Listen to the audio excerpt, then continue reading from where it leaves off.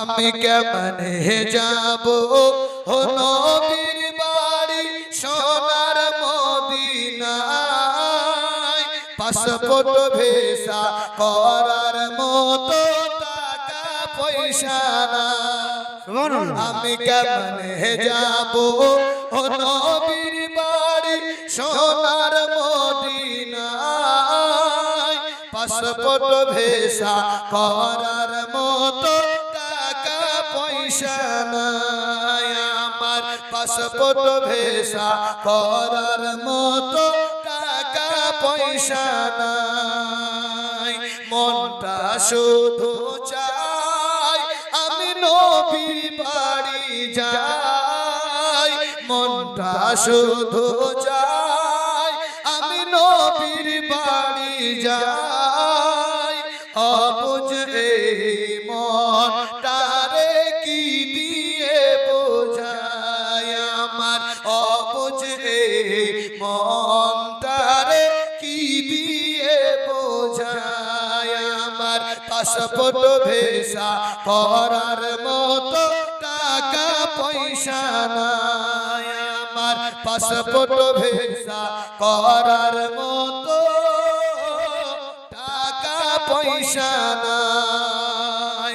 কত দেশের কত লোক যায় মদিনায়, কত দেশের কত লোক যায় মদিনায়।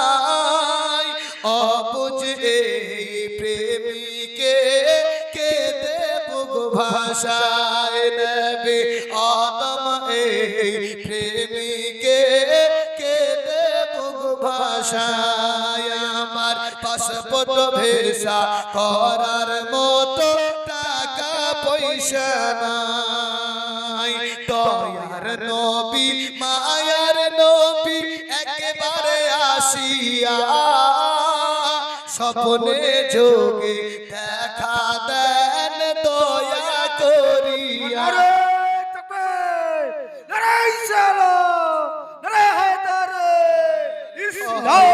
নবী মায়ার নবী একবারে আসিয়া স্বপ্নে যোগে দেখা দেন দয়া করিয়া।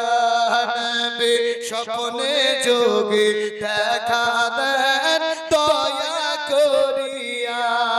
একবার যদি মায়ার নবী স্বপ্নে দেখিতে পাই, এ জীবনে আমার আর কিছুই চাওয়ার না ভাই, এ জীবনে আমার আর কিছুই চাওয়ার নাই। দয়ার নবী মায়ার নবী একবারে আসিয়া স্বপ্নে যোগে দেখা দেন দয়া করিয়া। জোরে বলুন আমিন।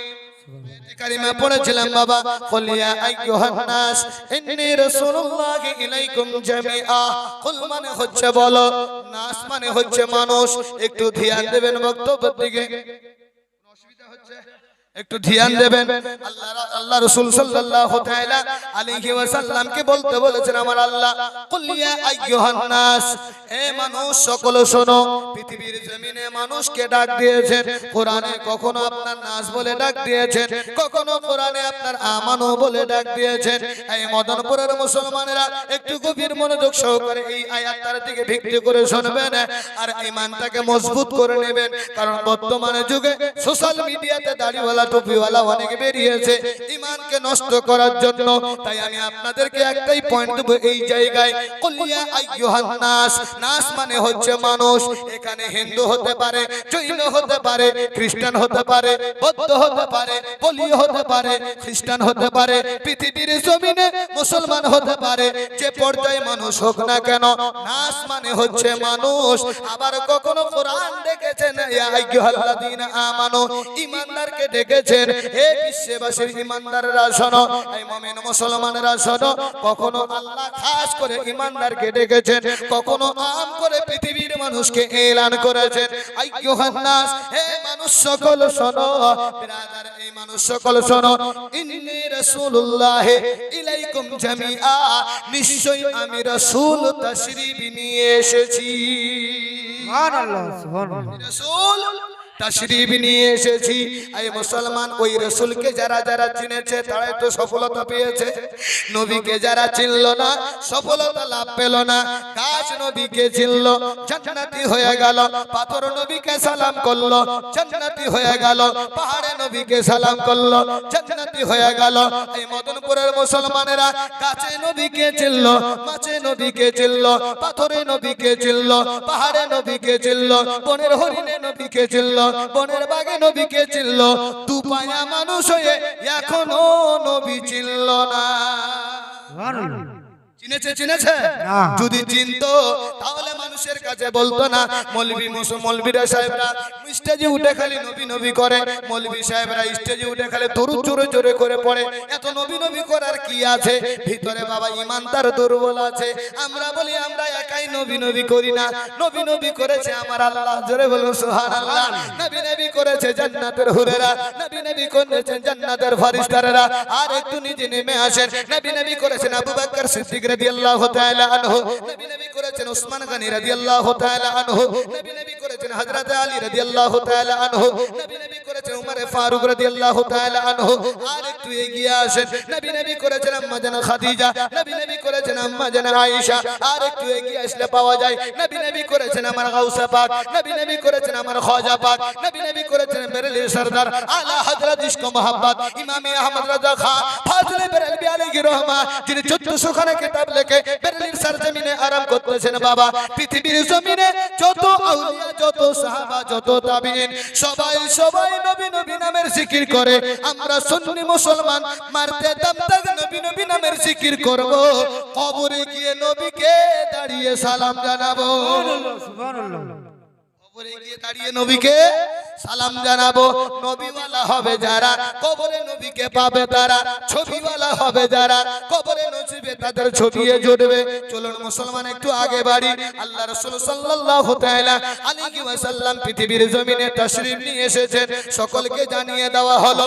বিরাদার মিল্লাত ইসলামিয়া, ওই রাসূলুল্লাহ সাল্লাল্লাহু তাআলা আলাইহি ওয়াসাল্লাম আবু বকর সিদ্দিককে ডাকলেন, আবু বকর লাব্বাইক ইয়া রাসূলুল্লাহ লাব্বাইক। বলে কোন আবু বকর? যেই আবু বকর ইসলামের প্রথম খলিফা হয়েছে। কোন আবু বকর? যেই আবু বকর আপনার মক্কার জমিনে দুঃখে সুখে সাথে আছে। কোন আবু বকর? যেই আবু বকর হিজরতের সাথে আছে। কোন আবু বকর? যেই আবু বকর কার হিরাতে আছে। কোন আবু বকর? যেই আবু বকর মদিনাতে ছিল। কোন আবু বকর এমন মহব্বত করলো নবীর পাশে আবু বকর শুয়ে গেল। সুবহানাল্লাহ। মহব্বত তো তারাই করেছিল, ওই আবু বকর সিদ্দিক রাদিয়াল্লাহু তাআলা আনহু। কেন নবীর এতটা প্রেমিক হলেন? কেন নবীর এতটা পাগল হলেন? মাত্র 2 মিনিট আপনারা শুনবেন। অনেকে বলে নবী অদৃশ্য সংবাদদাতা নয়, নবী ইলমে গায়েব জানে না। এখান থেকে একটা পয়েন্ট পাওয়া যায়। রাসূলুল্লাহ যখন ইসলামের দাওয়াত দিচ্ছিলেন, ইসলামের কথা বলছিলেন, এক আল্লাহর কথা বলছিলেন, ওয়াহদাহু লা শারীকের কথা বলছিলেন, কলেমার দাওয়াত দিতেছিলেন। বাবা, ছেলেদের মধ্যে হযরত আলী রাদিয়াল্লাহু তাআলা আনহু আপনার কবুল করেছেন। নারীদের মধ্যে আম্মা জান খাদিজা রাদিয়াল্লাহু তাআলা আনহা কলমা পড়েছেন, ইসলাম কবুল করেছেন। বয়স্কদের মধ্যে আবু বকর সিদ্দিক রাদিয়াল্লাহু তাআলা আনহু ইসলাম কবুল করেছেন। আমার রাসূলুল্লাহ নিয়ত করে নিলেন, আমি এবার তৃতীয় দাওয়াত দেব, আর তৃতীয় দাওয়াত আমি আবু বকরকে দিয়ে দেব। বিরাদার মিল্লাত ইসলামিয়া, তৎকালীন যুগে আবু বকরের বাড়ি ছিল মক্কায়, কিন্তু মক্কায় তিনি ছিল না, চলে গিয়েছিল মুলকে শামে ব্যবসার উদ্দেশ্যে।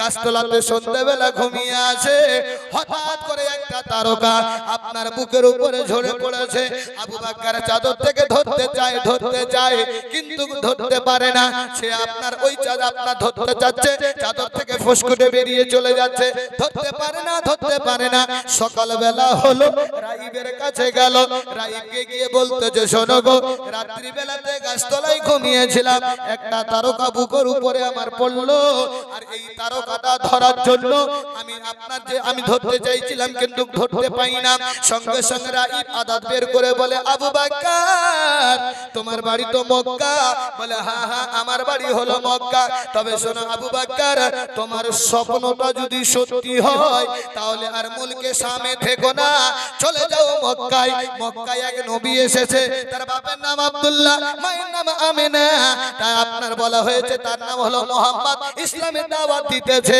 তুমি যাও ইসলাম কবুল করো ইসলামের প্রথম খলিফা তুমি হয়ে যাবে আবু বকর অবাক হয়ে গেল এটা কেমন কথা মুলকে শামে স্বপ্ন দেখলাম খলিফা হব গিয়ে মক্কায় রাই বলছে দেরি করো না সময়টা যায় চলে যাবে তুমি এখনই বেরিয়ে যাও সেখান থেকে বেরিয়ে গিয়েছে রাসূলুল্লাহ নিয়ত করেছে আমি আবু বকরকে দাওয়াত করব এমন অবস্থায় আবু বকর আমার রাসূলুল্লাহ রাস্তাতে দেখা আমার রাসূলুল্লাহ বলে আবু বকর আমি এক আল্লাহর কথা বলতেছি তাওহীদের কথা বলতেছি তুমি কি কলমা পড়বে আবু বকর সিদ্দিক রাদিয়াল্লাহু তাআলা আনহু বলেছিল আপনি যদি নবী হন তো একটা মুজিজা দেখিয়ে দেন জোরে বলুন সুবহানাল্লাহ আবু বকর বলেছিল যে আপনি যদি নবী হন তো একটা মুজিজা দেখান 1,24,000 পয়গম্বর মতন্তর 2,24,000 পয়গম্বর পৃথিবীর জমিন আল্লাহ রাব্বুল আলামিন পাঠিয়েছেন বাবা তিনাদেরকে মুজিজা ধার্য করে দেওয়া হয়েছে যেমন ঈসা আলাইহিস সালাম যখন আপনার নবীর নবুয়তের কথা বলছিলেন এক আল্লাহর কথা বলছিলেন ঈসা আলাইহিস সালামের লোকেরা সবাই বলছিল শুনুন আপনি যদি নবী হন তাহলে একটা মুজিজা দেখান ঈসা আলাইহিস সালামকে আল্লাহ পাক একটা মুজিজা দিয়েছেন ঈসা আলাইহিস সালাম বলেছিলেন যাও একটা কোন অন্ধ বাচ্চাকে নিয়ে আসো যেই বাচ্চা ভূমিষ্ঠ হয়ে চোখ দিয়ে দেখতে পাই না আমি ঈসা পয়গম্বর হাত বুলিয়ে দেব সে দেখতে পাবে জোরে বলুন সুবহানাল্লাহ হাত বুলিয়ে দেব সে দেখতে পাবে বিরাদার মিল্লাত ইসলামিয়া এমনি করে নবীগণের মুজিজাগুলো দেওয়া হয়েছিল এবার আমার রাসূলুল্লাহকে যখন এই কথা বলল আবু বকর ওগো নবীজি আপনি যদি নবী হন আপনি একটা মুজিজা দেখান আমার রাসূলুল্লাহ নূরি জবানে বলেছিল শোনো আবু বকর কি মুজিজা দেখাবো তুমি রাত্রি বেলা ঘুমিয়েছিলে জোরে বলুন সুবহানাল্লাহ তুমি রাত্রি বেলা ঘুমিয়েছিলে একটা তারকা তোমার বুকের উপরে পড়েছিল তুমি ধরার চেষ্টা করেছিলে কিন্তু ধরতে পাওনি আবু বকর সিদ্দিক রাদিয়াল্লাহু তাআলা আনহু ফেলফেলিয়ে তাকিয়ে আছে একই কাণ্ড একই ঘটনা ছিলাম আমি মুলকে শামে মুহাম্মদ এখান থেকে বলে দিল তাহলে মুহাম্মদ সাধারণ মানুষ নয় মুহাম্মদ নবী যেমন তেমন নবী নয় এই মুসলমান আবু বকর আর কিছু দেখলো না আল্লাহ রাসূল সাল্লাল্লাহু তাআলা আলাইহি ওয়াসাল্লাম কে বলতেছেন নবীজি আমি আবু বকর কিছু শুনতে চাই না আপনার মধুমাখা কলেমা পড়ে মুসলমান হয়ে যেতে চাই সুবহানাল্লাহ সুবহানাল্লাহ মুগ্ধ হয়ে গেলেন পাগল হয়ে গেলেন ওই আবু বকর সিদ্দিক রাদিয়াল্লাহু তাআলা আনহুকে আমার রাসূলুল্লাহ ডাক দিয়ে বলে আবু বকর মক্কার জমিনে এলান করে দাও মক্কার জমিনে এলান করে দাও আমি মুহাম্মদ দুটো কথা বলবো আমি মুহাম্মদ দুটো ওয়াজ করব আবু বকর সিদ্দিক বলছেন ঠিকানাটা কোথায় দেব বলে সাফা পর্বতের পাশে ঠিকানাটা দেবে ওই জায়গায় সবাইকে একত্রিত করবে এই মুসলমান আব্বাজি আমার দয়ার নবী মায়ার নবী রাহমাতুল লিল আলামিন নবী মুস্তাফার কথা শুনে আবু বকর সিদ্দিক রাদিয়াল্লাহু তাআলা আনহু এলান করে দিলেন সাফা পর্বতের নিচে আপনার সবাই হাজির হয়ে গেল ওই জায়গায় সবাই একত্রিত হওয়ার পরে আমার রাসূলুল্লাহ আপনার রাসূলুল্লাহ ওয়াজ করতেছেন আমার রাসূলুল্লাহ বলতেছে শোনো আমি মুহাম্মদ তোমাদের কাছে কথা বলছি সবাই বলছেন আমি ইয়া রাসূলুল্লাহ আপনি বলুন আপনি তো আল আমিন আপনার টাইটেল পড়েছে আল আমিন আমাদের বিশ্বাস আপনি মিথ্যা কথা বলবেন না আমার রাসূলুল্লাহ বলতেছে শোনো এটা সাফা পর্বতের পাহাড় আর এই পাহাড়ের পিছনে গর্ত রয়েছে আর এই গর্তের ভিতরে শত্রুরা লুকায়িত রয়েছে এটা কি তোমরা বিশ্বাস করো এক বাক্যে মক্কায় সবাই বলেছিল না আমরা সবাই বিশ্বাস করলাম, সবাই বিশ্বাস করলাম।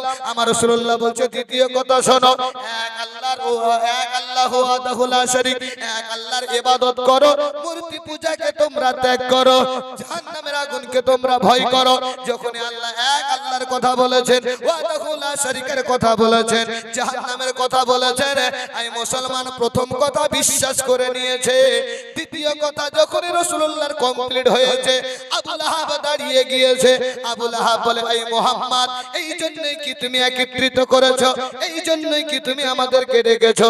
আমাদের বাপ দাদা ধর্ম যেটা আমরা করি সেইটাই আমরা করব, তবে তোমার এগুলো কথা আমরা শুনবো না, তুমি নিজে ধ্বংস হয়ে যাও। যেমনই এই কথা বলা বাবা, সঙ্গে সঙ্গে আমার রাসূলুল্লাহ সাল্লাল্লাহু তাআলা আলাইহি ওয়াসাল্লামের উপর দিকে যখন আঙ্গুল তোলা, আল্লাহ রাব্বুল আলামিন জিবরাইল আলাইহিস সালামকে ডাক দিয়ে বলে, জিবরাইল, বলে লাব্বাইক আল্লাহ লাব্বাইক, বলে আমি আল্লাহ সব সহ্য করতে পারি, আমার নবীর বেয়াদবি আমি আল্লাহ সহ্য করব না।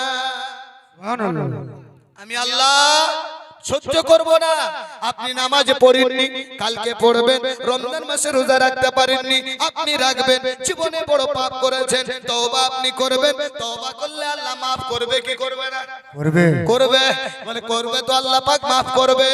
আপনি গুনাহ করেছেন, তওবা করবেন, আল্লাহ maaf করবে। বলে আল্লাহ maaf করবে, বড় গুনাহ করেছি, এর কোনো দলিল আছে নাকি? বলে দলিল আছে, আমি একটা করে দিয়ে যাই, আপনারা শুধু নোট করে রাখুন। কথাগুলো পরে ভেবে দেখবেন যে আপনি নামাজি আছেন, আপনি রোজাদার আছেন, আপনি যাকাতদার আছেন, আপনি দানদার আছেন, কিন্তু এত সত্য থাকার পরেও আমার আল্লাহ পাক কি সার্টিফিকেট দিচ্ছে, আমার আল্লাহ পাক কি দিচ্ছে, এটাই আমি আপনাদেরকে বোঝাচ্ছি।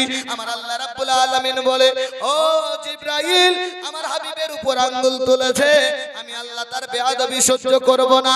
আমার নবীকে বলেছে ধ্বংস হয়ে গেছে, না না না, তাড়াতাড়ি করে নিয়ে যাও। সূরা আপনার বলা হয়েছে সূরা লাহাব, আপনার সাফা পর্বতে নাজিল হয়েছিল। ওখানে এসে আমার রাসূলুল্লাহর কানে কানে বলে, ইয়া রাসূলুল্লাহ, ইয়া হাবিবাল্লাহ, নবীজি, আপনি এই জায়গায় বলে দিন, তাব্বাত ইয়াদা আবি লাহাবি ওয়া তাব, মা আগনা আনহু মালুহু ওয়া মা কাসাব, সায়াসলা নারান যাতা লাহাবি ওয়া ইমরাআতুহু হাম্মালাতাল হাতাব, ফি জিদিহা হাবলুম মিন মাসাদ। জোরে বলুন সুবহানাল্লাহ। সুবহানাল্লাহ। সুবহানাল্লাহ। এটা কোনো কবিতা বললাম না, কোরআনের আয়াত বললাম।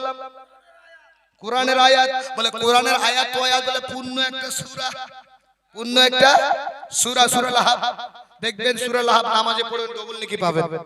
সূরা লাহাব নামাজে পড়বে ডবল নেকি আপনাকে দেওয়া হবে। এই মুসলমান আব্বাজি আমার, এই সূরা লাহাবটা কখন নাজিল হলো? আবু লাহাব যখন আঙ্গুল তুললো। কার উপরে? আমার নবীর উপরে। আমার নবীর উপরে আঙ্গুল যখন তুললো, তো আমার আল্লাহ পাক সূরা নাজিল করে দিল, আয়াত নাজিল করে দিল, তাব্বাত ইয়াদা আবি লাহাবি ওয়া তাব, ধ্বংস হয়ে যাক আবু লাহাবের হস্তদ্বয়। এবং সে ধ্বংস হয়ে গেছে, তার ধন সম্পত্তি ছেলে মেয়ে কোনো কিছুই কাজে আসেনি। সে এবং তার স্ত্রী লিলিহাত আগুনে জ্বলবে। আচ্ছা, ফতোয়াটা কোন মোল্লার না আল্লাহর? জোরে বলুন। তা আল্লাহ যদি ফতোয়া দেয় তো কোন মোল্লার উপর রাগ করা যাবে না, কোন মানুষের উপর রাগ করা যাবে না। ফতোয়া আমার আল্লাহ দিয়েছে, এই আল্লাহর সঙ্গে কেউ পাল্লা দিতে পারবে না। তবে এখান থেকে দুটো জিনিস নিতে হবে। পৃথিবীর জমিনে আমরা এসেছি রাসূলের সাদকায়, কাল কিয়ামতের মাঠে আমরা উঠব রাসূলের সাদকায়, জান্নাতে যাব তো রাসূলের সাদকায়। ওই রাসূলকে যদি আমরা না চিনতে পারি, কবরে এই নবীকে চিনা যাবে না, হাসরেও নবীকে চিনা যাবে না। এই মুসলমান আগে রাসূলকে চিনতে হবে। রাসূলকে যারা যারা চিনেছে তারাই সফলতা লাভ করেছে, যারা যারা চিনতে পারেনি আগেও ধ্বংস হয়েছে, এখনো ধ্বংস হয়ে যাচ্ছে। সুবহানাল্লাহ। আগেও ধ্বংস হয়েছিল, এখনো ধ্বংস হচ্ছে। আপনারা দেখবেন। চলুন, এখান থেকে দুটো জিনিস শিক্ষা নিতে হবে। যখন নাযিল হয়ে গেল, আবু লাহাব যদিও নবী মানতো না, কিন্তু আবু লাহাবের ভিতরে 14-15 করছে। কারণ মুহাম্মদ যেটা কথা বলে তো মিথ্যে বলে না, মুহাম্মদ যেটা বলে তো সত্য কথা বলে। আমি শেষ হয়ে যাব, আমার ছেলে মেয়ে শেষ, আমার ধন সম্পত্তি কিছুই কাজে আসবে না। বাড়ি চলে আসলো, মন বড় খারাপ। স্ত্রী বলছে, হ্যাঁ গো, অন্য অন্য দিন আপনি বাড়ি আসেন, আপনার চেহারা দেখতে ভালো লাগে, আর আপনার আজকে চেহারা দেখে মন বড় খারাপ লাগে, কি হয়েছে? কি আর হবে, আমি তো শেষ হয়ে গেছি, ধ্বংস হয়ে গেছি। কে বলছে? বলছে তো মুহাম্মদ বলছে। হ্যাঁ, মুহাম্মদের এত বড় সাহস, এত বড় সাহস। দেখবেন কিছু কিছু মেয়ে আছে ছেলের চাইতে ওদের গলার দাম বেশি।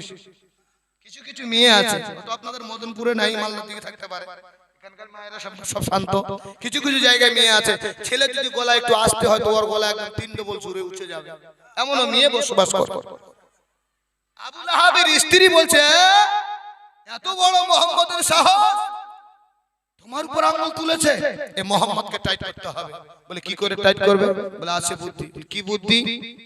বলে দেখো মোহাম্মদের দুটো বেটি আছে না? বলে হ্যাঁ আছে। তো দুটো বেটি তো আমাদের দু বেটার সঙ্গে বিয়ে দিয়েছি। আবু লাহাবের দুটো বেটা ছিল, একটা নাম উকবা, একটা নাম উতাইবা। আর রাসূলুল্লাহ যেটা দুটো বেটি ছিল, একটা নাম উম্মে কুলসুম, একটা নাম বলা হয়েছে রুকাইয়া। কি বললাম?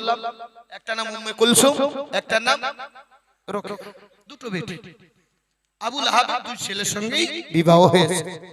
এই মুসলমান আব্বাজি আমার, একটু ধ্যান দেবেন আর ঈমানটাকে মজবুত করার জন্য আমি ওয়াজটা তুলে ধরছি।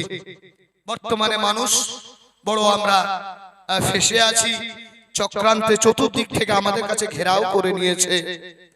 এখনো যদি আমরা নিজ রাস্তায় আসতে না পারি, আজকে আমি আপনাদের রাত্রি বেলায় একটা কথা বলি, যদি এখনো আমরা নিজ রাস্তায় না দাঁড়াতে পারি, টেনে টেনে টেনে টেনে এক এক করে মারবে, তোমাকে বাঁচানে ওয়ালা কেউ থাকবে না। হচ্ছে হয়তো আপনারা এখানে টিভিতে দেখছেন, মোবাইলে দেখছেন, আর এই বান্দা আসামে গিয়ে নিজ চোখে দেখে আসছে। এই 2026-এ একটা দুটো নয় 14টা প্রোগ্রাম করলাম আসামে, একটা দুটো নয় 14টা প্রোগ্রাম আসামে করলাম, নিজ চোখে দেখে এসেছি। বললে চোখের পানি ঝরবে। সোশ্যাল মিডিয়া সব থেকে রেকর্ডিং চলছে। বর্তমানে দেশের পরিস্থিতি দিয়ে একটা ইস্যু পায় ধরে নিচ্ছে, একটা ইস্যু যদি পায় ধরে নিচ্ছে। আপনারা খবর শুনেছেন আমাদের জীবনী বক্তা হযরত মাওলানা শাহজাহান আলী সাহেব, আমি ওদিনকে আফসোসও করেছিলাম, দোয়াও করেছি আল্লাহর কাছে। এই যে দেখেন আজকে একটা আলিমকে ধরেছে বলে আমরা আনন্দ থাকবো তা নয়, কিন্তু এটা একটা দুঃখজনক, লজ্জাজনক যে একটা আজকে আলিম সম্প্রদায়ের লোককে বিনা কারণে যদি কেউ নিয়ে যায় তো দুঃখ কষ্ট হবে না? দুঃখ হবে, আফসোস হবে।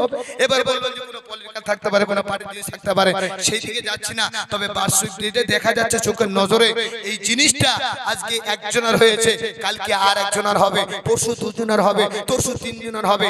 এরকম করতে করতে করতে করতে গোল হয়েছে।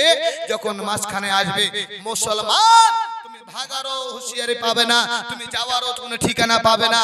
ডুকুরিয়ে ডুকুরিয়ে ঘরে কানবে, তোমার পাশে কেউ দাঁড়াবার কেউ থাকবে না। তাই আমার মরার আগে মরে যেতে হবে, ঈমানটুকু তাজা করে নিতে হবে। ইবাদতে যদি একটু কম থাকে, ঈমানে আপনাকে মজবুত করতে হবে, আকীদাকে আপনাকে দুরুস্ত করতে হবে। বলে আকীদা কি? বলে রাসূলুল্লাহ সাল্লাল্লাহু তাআলা আলাইহি ওয়াসাল্লামের প্রতি কখনো আঙ্গুল তুলবে না। এবার প্রশ্ন করবেন কে তোলে? বলে সোশ্যাল মিডিয়া খুলে দেখো, কে কে আমার নবীর ব্যাপারে বলে। কেউ বা নবীকে মাটি বলে, কেউ বা নবীকে মরা বলে, কেউ বা নবীকে আমাদের মতো বাসার বলে, বিভিন্ন জন বিভিন্ন কোয়ালিটি বলে থাকে। বিরাদার মিল্লাত ইসলামিয়া, আমি তাদের বিষয়ে কোনো ভাইরাল হতে চাই না, তাদের কথা নিয়ে আমি কোনো কথা নাম বলতে চাই না। তবে একটাই জিনিস বলতে চাই, নবীর উপরে যারা যারা আঙ্গুল তুলবে, নবীকে যারা যারা গালি দেবে, আমার আল্লাহ পাক ফয়সালা করে দিয়েছে, জামানার মুসলমানেরা হুঁশিয়ার হয়ে যাও, সাবধান হয়ে যাও। এখনো তোমরা যদি না সাবধান হতে পারো, পরবর্তীতে তোমার ভবিষ্যৎ বড় খারাপ হবে। আবু লাহাবের স্ত্রী বলছে, স্বামী এই মোহাম্মদকে টাইট করার জন্য বুদ্ধি আমার আছে। বলে কি বুদ্ধি আছে বলো বলো বলো। বলে তাড়াতাড়ি করে বেটা দুটোকে সামনে ডাকো। বেটা দুটোকে সামনে ডাকা হলো। আবু লাহাব বলছে, বেটা রে আজকে তোমাদেরকে সামনে ডেকেছি। বলে কি হয়েছে বলুন। বলে সাফা পর্বতের ঘটনা সব খুলে বলে। আবু লাহাব বলতেছে, এখন তাড়াতাড়ি করে মোহাম্মদের দুই বেটিকে তালাক দিয়ে দে। তারা একজন বেটা বলতেছে, বাবা কি এমন ভুল হলো, কি এমন ভুল করেছিল? আবু লাহাব রেগে উঠে বলে, আরে তুই আমার বেটা না আমি তোর বেটা, তুই আমার বাপ না আমি তোর বাপ। বিরাদার মিল্লাত ইসলামিয়া এমনই কথাবার্তা বলে। বেটা দুটো বাপের কথা হুকুম মেনে নিয়ে বলে, ঠিক আছে বাবা, আপনি যখন তালাক দিতে বলছেন আমরা তালাক দিয়ে দেব। সঙ্গে সঙ্গে বেটি দুটোকে ডাকা হলো। একটার নাম উম্মে কুলসুম ছিল, একটার নাম রোকেয়া ছিল। মুসলমান ওই দুটো স্বামী যখন দুই ভাইয়ে দুই বোনকে তালাক দেয়, এই মুসলমান রোকেয়ার স্বামী যখন তালাক দেয়, আমার রাসূলকে মুখ দিয়ে আপনার গালি দিয়েছিল, আমার আমার রাসূলকে এই মুখ দিয়ে খারাপ কথা বলেছিল, গালি দিয়েছিল বলে রুকিয়ার চোখের পানি আপনার শুকায় না। রুকিয়া আপনার দুই চোখ ভরে কান্না করে রাসূলুল্লাহর দরবারে হাজির হয়ে গেল। আমার রাসূলুল্লাহ বলতেছে, বেটি কি হলো? উম্মে কুলসুম রুকিয়া বলতেছে, আব্বু হুজুর আমাদের দুই বোনকে তালাক দিয়ে দিয়েছে। আমার রাসূলুল্লাহ বলে, ইন্নাল্লামাস সাবিরিন, নিশ্চয়ই আল্লাহ সবুরকারীদের সঙ্গে আছে, আমার আল্লাহ রুজির ব্যবস্থা করে দেবে। সুবহানাল্লাহ। মালিক কে? আল্লাহ। হায়াতের মালিক কে? আল্লাহ। জমিনের মালিক কে? আল্লাহ। সবই যদি আল্লাহর উপর বিশ্বাস রাখেন, তাহলে ফজরে আজান হলে আজানের আগে কেন মার্কেটে যান? ঠিক। বাস্তব কিনা বলেন? জানেন তো রুজির মালিক আল্লাহ। বলছি আজান হবে 5 মিনিট পরে নামাজটা পড়তে পারবো না, সবজির মার্কেটে আমাকে 4টা 4:30 আপনি যেতে হবে, না হলে পাবো না। তাহলে আল্লাহর উপর ভরসা রাখা হলো? হলো না।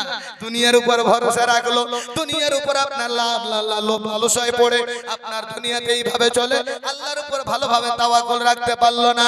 আল্লাহর উপর যদি তাওয়াক্কুল রাখতে পারেন, ভরসা রাখতে পারেন, অবশ্যই অবশ্যই আমার আল্লাহ পাক রুজি দান করবে। অবশ্যই অবশ্যই আমার আল্লাহ রাব্বুল আলামিন আমাকে আপনাদেরকে বাঁচাবে।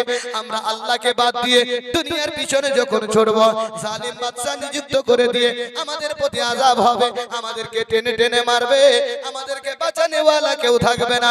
মদনপুরের মুসলমানেরা, এখান থেকে আল্লাহ পাক কোরআনে একটা আয়াত দিয়েছে, ওয়ালা তাহিনু ওয়ালা তাহজানু ওয়া আনতুমুল আ'লাউনা ইন কুনতুম মুমিনিন। আমার আল্লাহ পাক বলে, শোনো, তোমরা কখনো অবহেলিত হবে না, অপমানিত হবে না, তোমরা লালচিত হবে না, চিন্তিত হবে না। আমি আল্লাহ তোমাদেরকে জয় করাবো, কিন্তু তোমরা মুমিন হয়ে যাও, মুমিন হয়ে যাও। তোমরা যদি মুমিন হয়ে যেতে পারো, আমি আল্লাহ তোমাদেরকে হেফাজত করব। বিরাদার, আমরা কে কটা মুমিন আছি? গরু খাওয়া মুসলমান অনেক রয়েছি। একটা গরু জবাই করলাম, খাইয়ে দেয়, আমরা মনে করলাম মুসলমান। এর নাম মুসলমান নয়, এর নাম মুসলমান নয়। আমার আল্লাহ শর্ত দিয়ে দিলেন, তোমরা মুমিন হয়ে যাও, আর মুমিন হয়ে গেলে আমি আল্লাহ তোমাদেরকে হেফাজত করব।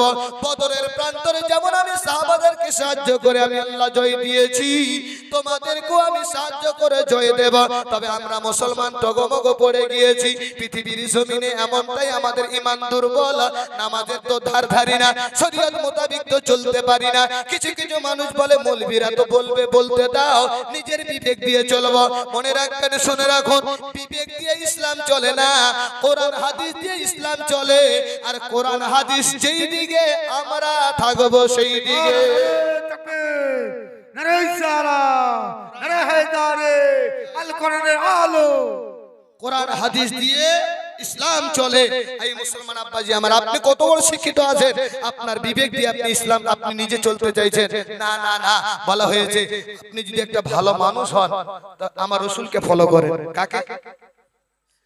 এই উপরে আসো, এই উপরে আসো, জায়গা আছে, উপরে আসো। আপনি যদি ভালো একটা দামি সমাজের ভালো মানুষ হতে চান, তাহলে রাসূলকে ফলো করো। ভালো একটা মৌলবি হতে চান, রাসূলকে ফলো করো। গ্রামে যদি মারাল হতে চান, রাসূলকে ফলো করো। আপনি যদি মাস্টার হতে চান, রাসূলকে ফলো করো। আপনি যদি ডাক্তার হতে চান, রাসূলকে ফলো করো।